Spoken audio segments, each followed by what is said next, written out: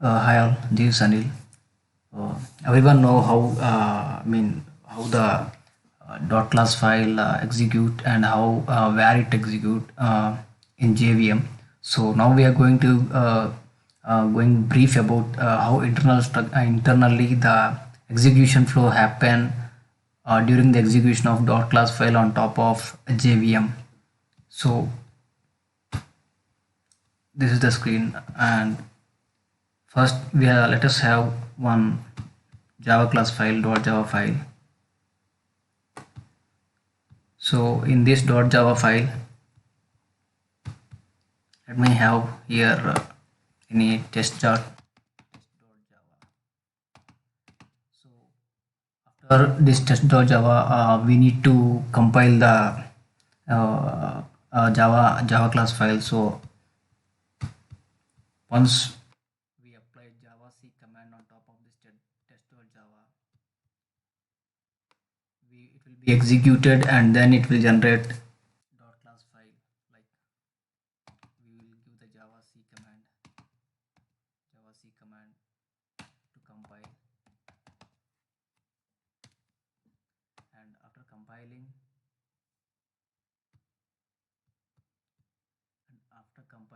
it will use the class file for test.java.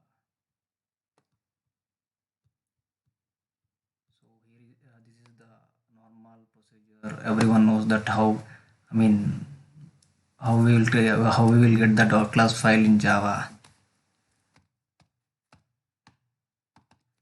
Now, so internally, if you want to go brief that what will happen this class file, how it will execute. So what and all execution flows happen in a sequence manner. Just we'll go into the brief.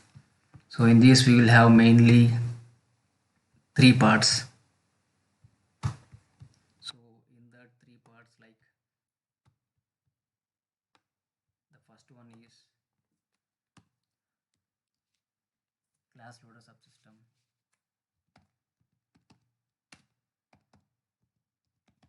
Class loader subsystem. And the second one is method areas.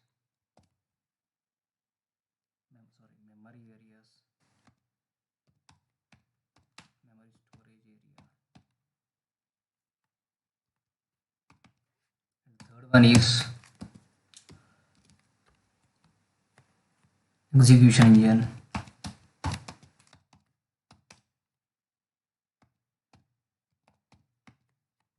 So in these three, the whole class file will be executed. When first the class loader subsystem will take this class files, and after processing from here, the next level it will move to the storage area, because during the runtime during the runtime or the compile time, we need some storage areas. So for that we are having some memory storage areas. So after this, the execution engine is there. Here we are having the JIT compilers and interpreters and all, so that here the final code will be executed, and we will get the we will get the class file, and that we can that which runs on JVM. So we will go in depth with this first, step by step. The first one is like class loader.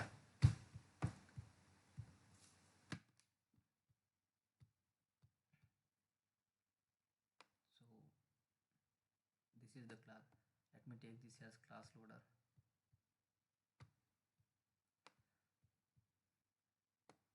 Class loader subsystem.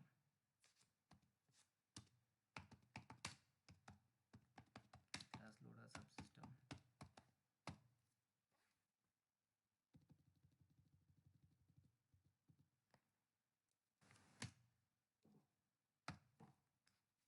In this class loader system, we are having the three. It was divided into three parts, like loading, linking, and initialization.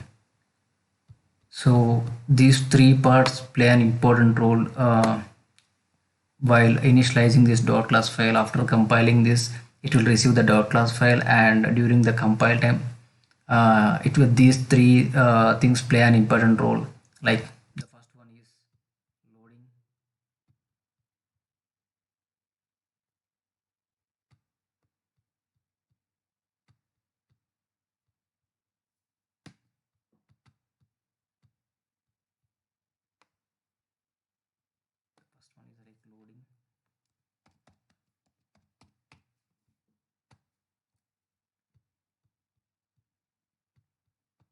the second one is linking.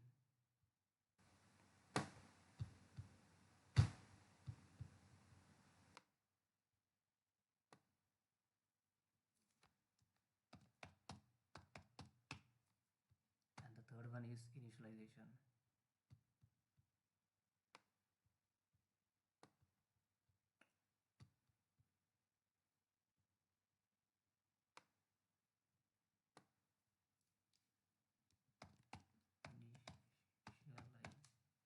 Initialization. So in this loading, linking and initialization, so first it will load the dot class file. Next it verify in the linking for the part to verify the bytecode that will be verified in this linking, and then it will initialize the dot class file. So in this loading we are having three phases. First one is bootstrap class loader.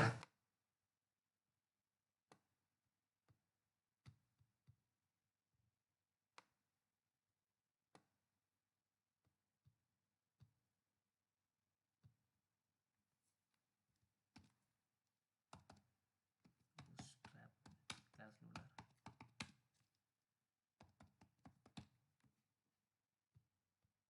And the second one is execution class loader, sorry, extension class loader.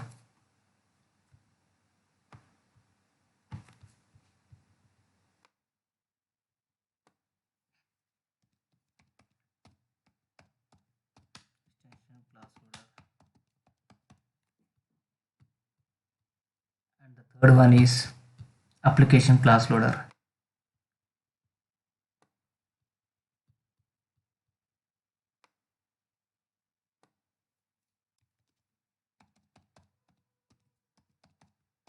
Application class loader.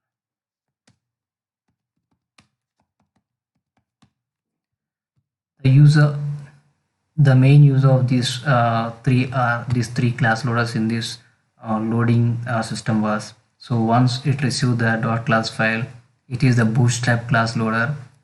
It initialized first it load the the class file which it receives. So this bootstrap class loader will having the rt.jar files. So in this the basic things which are there in the Java level will be initialized here. If the class have not found in this, then the request will be moving to the extension class loader. And in this extension class loader we are having like exe files and all.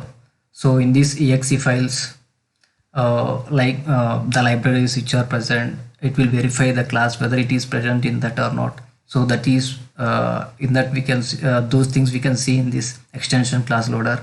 And finally, if we don't find that class in extension class loader, then we will come to the application class loader. So this application class loader is the which receives the class and verifies the request in the application level based on the given runtime environment. So after clearing this thing, the request will be moving to this linking, and in this linking also it was divided into three parts. So that will be verified in three parts, the request. The first one is verify, and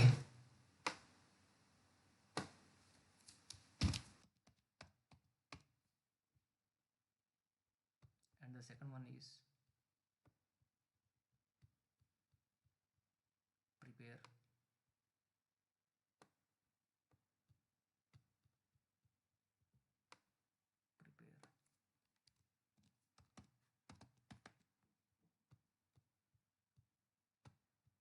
and the third one is resolve.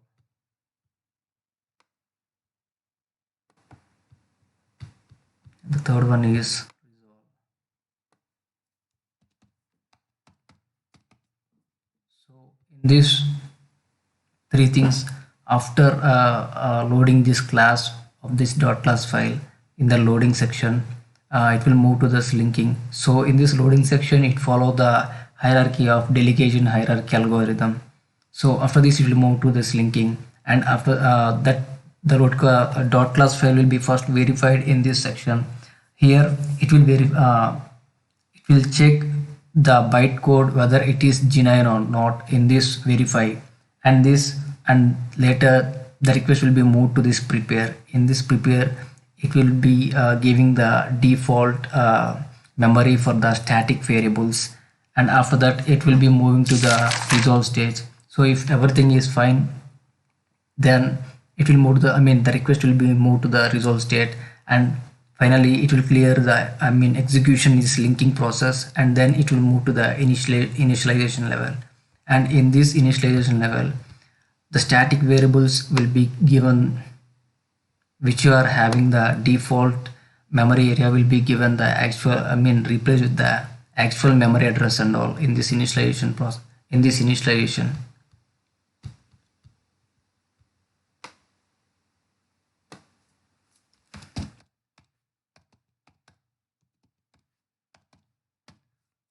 So after clearing this, the after clearing this, the dot to run the dot class file and to execute the to compile the dot class file and to execute the dot class file, we need some memory areas for during runtime and during the compile time. So we are having some memory areas.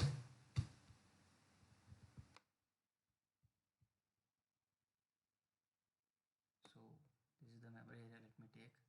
And it was divided into 5 parts. Like the first one is method area, and the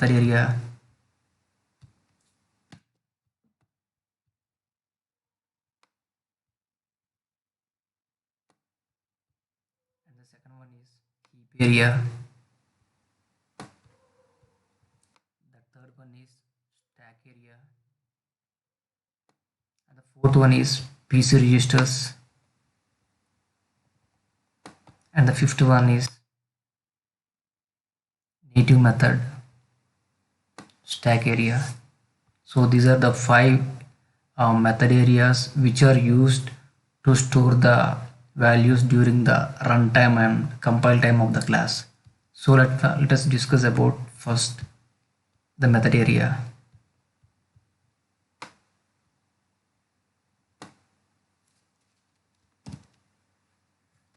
Method area.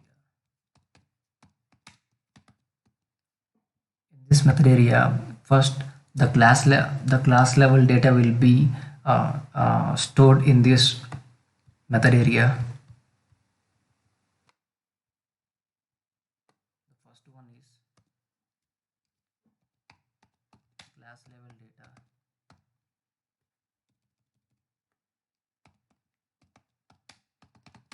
Class level data is stored here.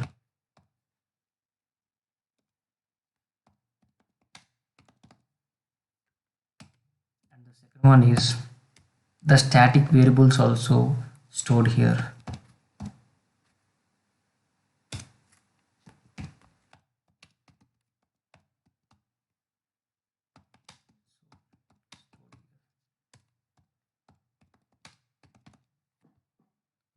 The request will be moving to this heap area.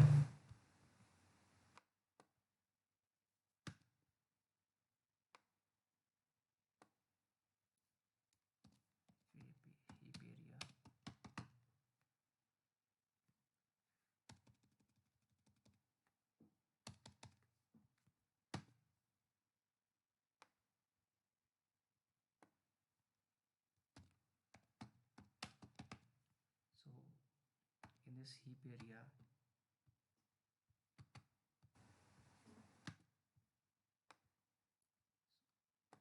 the object data will be stored in this heap area.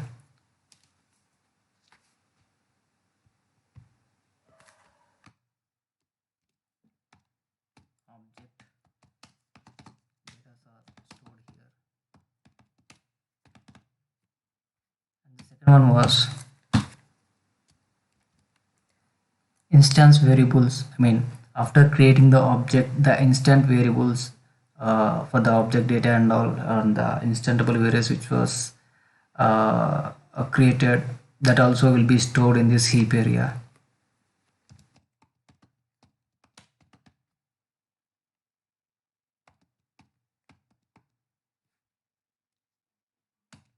And Also the arrays also will come into the object, so the array related things also will be stored in this heap area.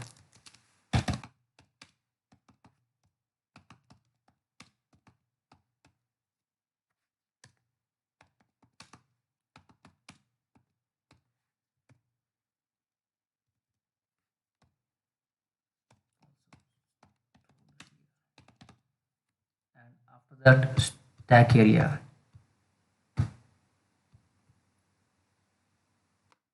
This is the important thing which plays here, because from here the threads will be start. So in this stack area, for every stack area, separate runtime thread will be created. So I will be taking this one. So okay, so separate mean for every stack area, separate runtime thread will be created, right? So for that, the threads will be created like this, like, let me take, this is thread 1 and this is thread 2 and it goes up to thread n.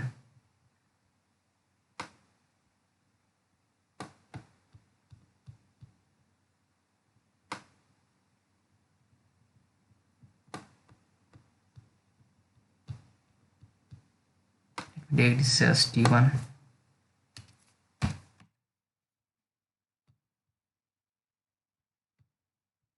let me take this as t2 and let me take this as t3. Sorry, let me take this as tn, it will go up to tn. So in these threads, each thread will be divided into different stack frames. The stack frames will be like this. So this is one stack frame, this is one stack frame, and this is one stack frame, and here also the same. This is one stack frame, this is one stack frame, and this is one stack frame, and the same follows here also up to nth thread. So after this, each stack frame was divided into again 3 parts. The first one will be local variable, and the second one will be, sorry, I think this is not working. First one will be local variable, second will be operand and stack. So it will be like this. I can't do this one here, so the stack area will just draw here and show.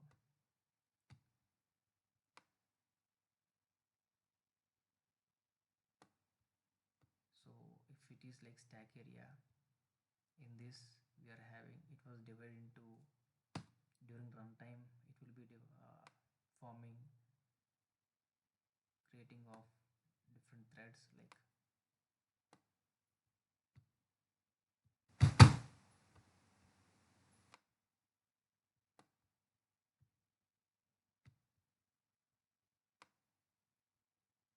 thread 1, thread 2, and thread n. I'm just explaining this stack area here because I'm not getting the space here. So in this stack area, these were divided into stack frames. Like, let me take this thread as t1,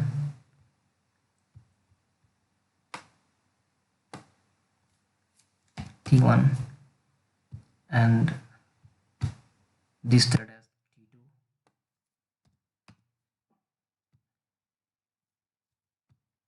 and this thread as t3.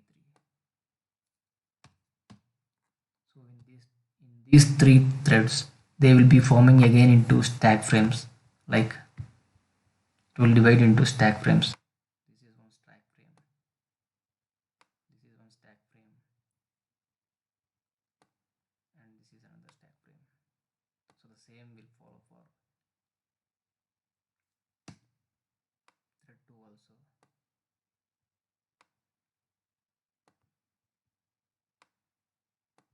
A number of stack frames will be created. This T3 let us assume as Tn.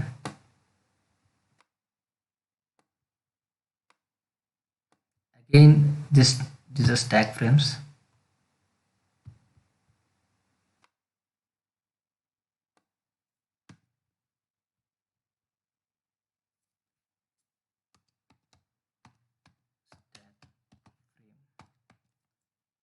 And these stack frames are now divided into local variables, operand and stack, and frame data. Like it is divided into three parts. The first one is local variable, and the second one is operand and stack, and the frame data. So for in each thread, it will be forming in this way in the stack area. So this is about the stack area. So this in this stack area during the runtime, number of threads will be created, and in that it will be divided into different segments like stack frames, and each stack frame has three things like local variables, operand stacks, and frame data. So after this stack area, we are going to this PC registers. So after the request will be verified in the PC registers. This is PC register.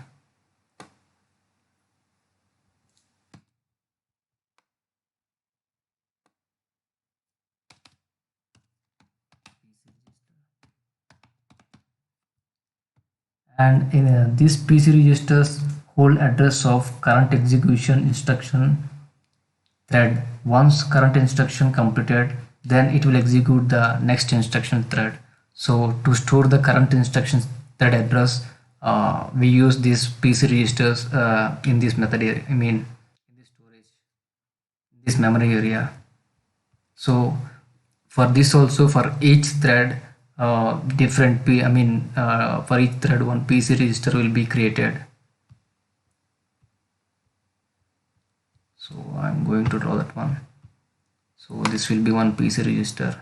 For example, for this thread one PC register will be created for to addressing that memory address, and this is 2 PC register 2 and up to PC register n.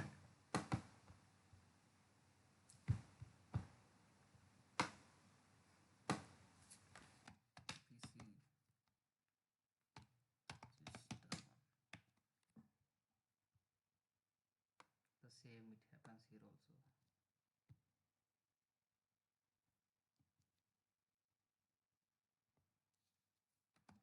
PC register 2.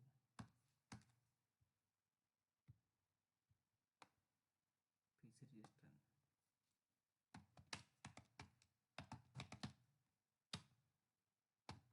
So it happens like that. So this for during the runtime, for each thread there will be in stack area how the threads were differentiated, like T1 T2 up to Tn. In the same way, for each thread separate PC registers will be placing in this memory area, and then native method stack, and we see here native method stack. Oh, sorry.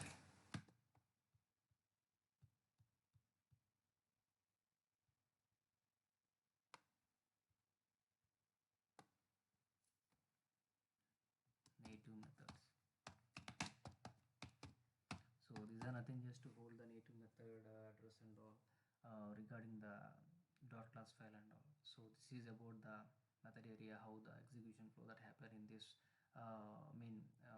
memory areas, like during the runtime and the compile time. So in this, the memory area and heap area, these are created in the class level once, and this stack area, PC and native methods, for each thread during the runtime, for each thread one runtime stack area, runtime PC register will be created, not the class level. And now we are going to execution engine.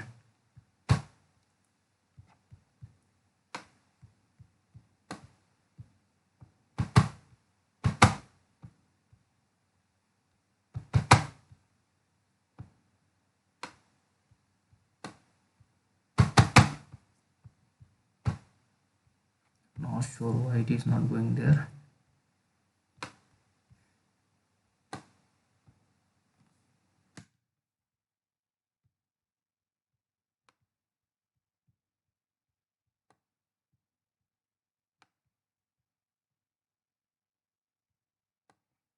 The page is not going down.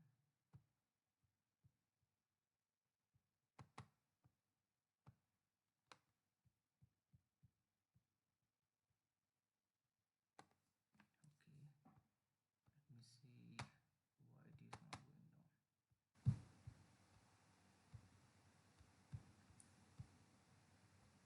going down. Okay, so I will take this one.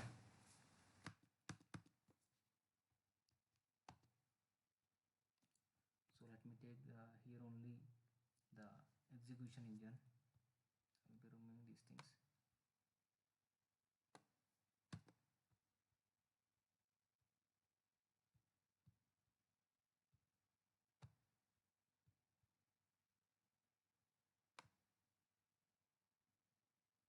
So here in this execution engine, right, we are having the interpreter and JIT compiler. So mainly the use of interpreter is compiling during the compile time. It verifies line by line and check whether everything is in the formatable way or not, everything is fine or not, and after that it will move to the JIT compiler. This compiler will take and it also verify during the runtime and compile the code. So the difference between interpreter and JIT compiler why we have used is in the interpreter for every update from the starting onwards it will compile the code from line by line from starting onwards, but in the JIT compiler from the it will save the before compile code and update code only. It will be compiling and then generating the .class file. So update one will be compiling. So in this we are having, let me take this as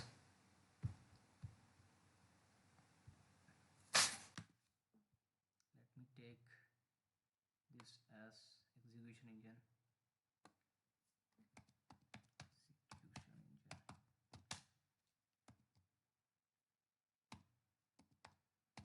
Execution engine. In this execution engine, we are having interpreter and JIT compiler. Sorry. This is JIT compiler. In this interpreter,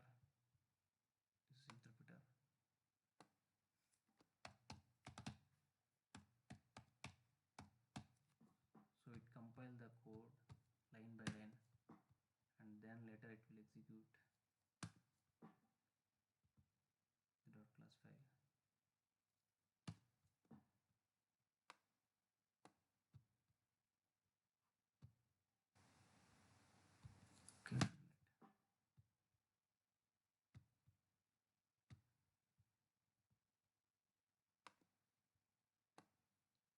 So it will be executing the code line by line,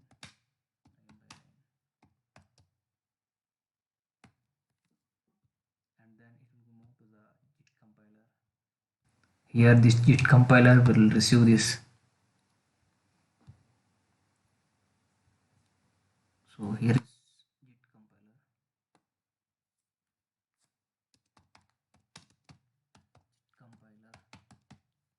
So in this JIT compiler, the first thing is we are having intermediate code generator.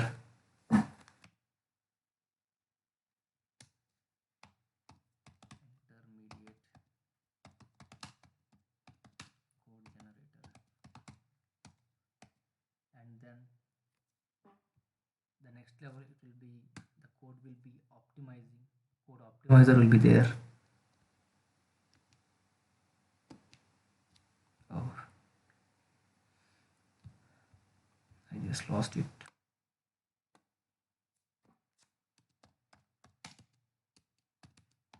Compiler.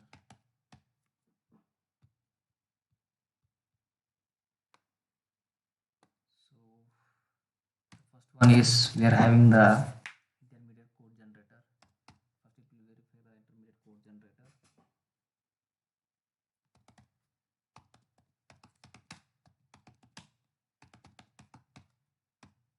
And then instead of the code it will be comprised with the code optimizer.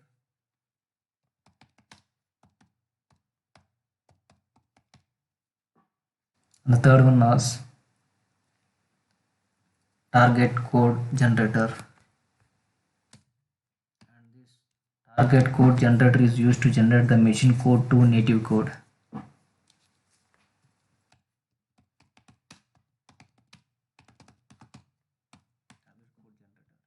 So these are things which happen, and we are having one JNDI, Java native libraries. So these Java native libraries are to take the native methods, the Java native from the Java native libraries, like the predefined libraries which are having in Java. So this is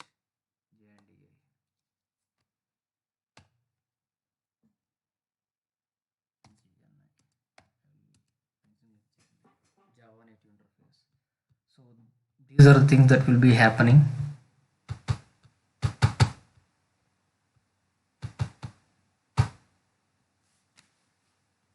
So let me go up.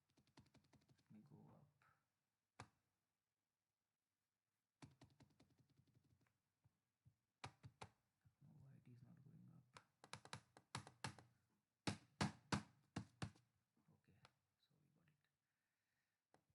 So the first thing is how the whole execution flow that happen in the JVM, the internal flow will be like this. First, we will do the test Java class file. After compiling that, we will get the dot class file. So that dot class file, how it will execute in the JVM. So first, the dot class file will be given to the class loader subsystem. Will be given to the class loader subsystem. In this class loader subsystem, it was divided into loading, linking, and installation process. So in this loading, we are this loading having again divided into three parts, that is bootstrap class loader, extension class loader, and application class loader.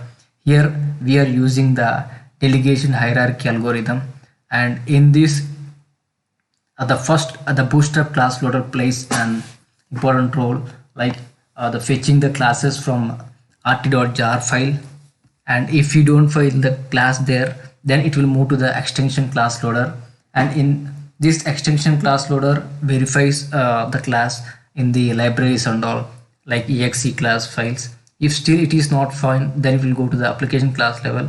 So this it will be verified in the application level of the class, like, and I mean where we have run the code on the environment mode.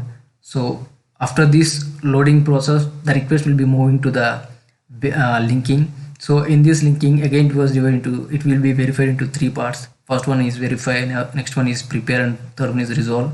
So in this verify, it will be verifying the bytecode whether it is genuine or not, something we will go some malpractice and all. So it will be verified the genuine code or not. Then after, it will be preparing the code. In this, it will be giving the I mean, for example, static variables will have the default static memory areas. So the static memory areas that were given in this prepared, and then the resolve, if everything is good, then it will be moving to the resolve. And the finally the class, I mean the class was I mean the whole dot class file was moved to initialization. In this initialization portion, in this initialization process, it will receive the dot class file, and it will give the uh, static variables. Here the actual I mean, for the static variables, it will be placed actual memory, I mean initialization values will be placed in this initialization instead of default values. So after that, from here the request class loader, the request will be moved to the method area. This is the, sorry, memory.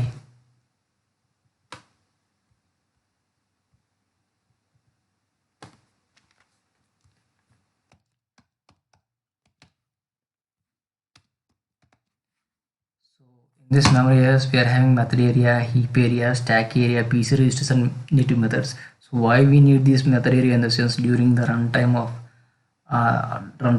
.class file or compile time of .class file, we should have some memory areas to save. So for this, we are having these areas. So here the first one is method area. In this, the class level data will be stored here, and the static variables also will be directly stored here. And in the heap area, the object level data will be stored, and the instance variable will be stored here, and the array values also will be stored here. Later, in this stack area, for every stack area, separate runtime threads will be created. So for each thread, there will be different stack frames, and each stack frame was formed into local variable, which these stack frames are having local variables, operand and stack and frame data. So this like in this during the runtime, these threads will be formed up to a number of threads will be formed. So for each thread, again we are having the PC registers. For each thread, one PC register will be created. So these PC registers are used to hold the current execution instruction of thread. Once the current execution of the thread was completed, the next execution will be address will be created. So for that we use these PC registers, and then we are having the native method area where to have the native methods and all to pick the native methods. So after this method area, the request will be moved to the execution engine. So in this execution engine, we are having interpreter and JIT compiler. In this interpreter, it will be executing line by line during the compile time the code, and after that the request will be moved to the JIT compiler. In this JIT compiler, it will be verifying the code for the intermediate code generator. It will check the intermediate code generator, then it will be optimize the code, and then it will be given to target code generator. In this target code generator, used to generate the machine code or native code. So the final execution will be happened in this execution engine, and this execution engine is also called as central component of JVM, and we are having the Java native interface here. This Java native interface are having used to get the methods from native libraries, and so from this native libraries, it will take the native class level data, and then it will be executing in this execution engine. So this is the overall flow of JVM.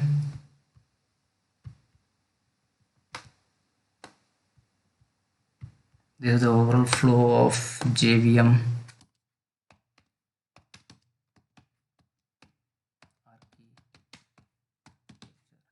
I just want to explain what is the how the flow happen inside of JVM. So this is the whole thing that happens. So in this, the main thing is in this method area, and heap in memory area. In this, the method area and heap area will be created class level, and for each thread there will be one stack area will be created, PC register will be created, and native methods will be used based on that. So this is about the JVM, and going forward we will be seeing how the threads are going to execute in this, and in a practical we can see like how the threads are forming here, and how these threads are calling in JVM, how the stack frames are